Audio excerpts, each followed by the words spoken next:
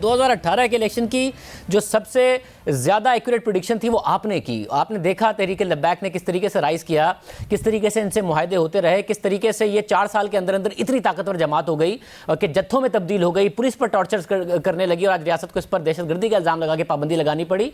कहाँ रियासत से गलती हुई है एग्जैक्टली आपके ख्याल में? मेरा ख्याल है एक तो जो रियासत शुरू से ही ये करती रही है कि ये कभी दोस्ती कर लेते हैं, कभी दुश्मनी कर लेते हैं।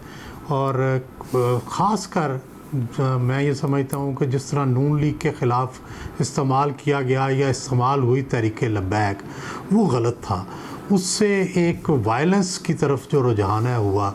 हालांकि तहरीक लब्बैक या इस तरह की पार्टियां पहले से मौजूद थीं और मौजूद रहेंगी।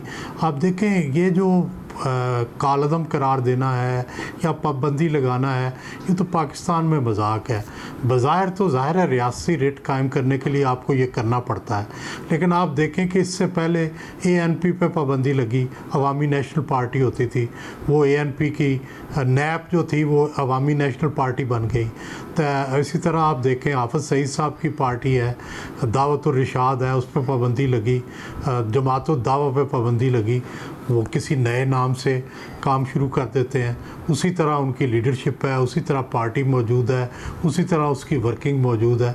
तो ये एक तरफ आप कोशिश करते हैं कि रियासती रिट कायम करें, दूसरी तरफ अपना खुद ही मजाक उड़ाते हैं, क्योंकि ज़ाहिर है फिर आप उनको ना बंद कर सकते हैं, ना आप मुकम्मल तौर पर उनकी जो कार्रवाइयाँ हैं, सरगर्मियाँ हैं, उनको रोक सकते हैं।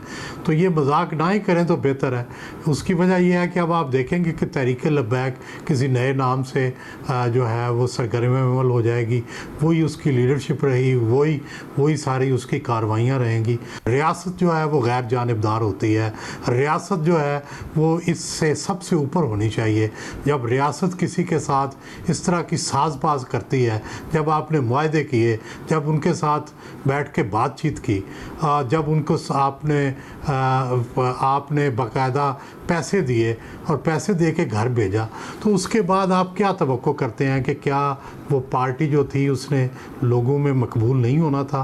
क्या लोगों में ये जज्बा मौजूद नहीं था? जेन्युइनली खादिम रिजवी साहब के साथ लोग मौजूद थे, और फिर आप इस तरह की जो वायलेंट एक्टिविटीज़ थी, सुप्रीम कोर्ट के डिसीजन आने के बावजूद आपने उसके लिए मुआहदे किए। एक मुआहदा नहीं किया, अब फिर मुआहदा किया था फ्रांसीसी सफ़ीर को निकालने का। उस वक़्त हुकूमत कहाँ थी? उस वक़्त रियासत कहाँ थी जब फ्रांसीसी सफ़ीर को निकालने के मुआहदे पर दस्तखत कर दिए थे?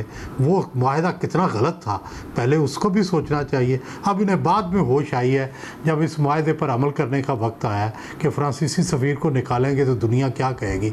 जब मुआहदा कर रहे थे उस वक़्त क्यों नहीं सोचा था?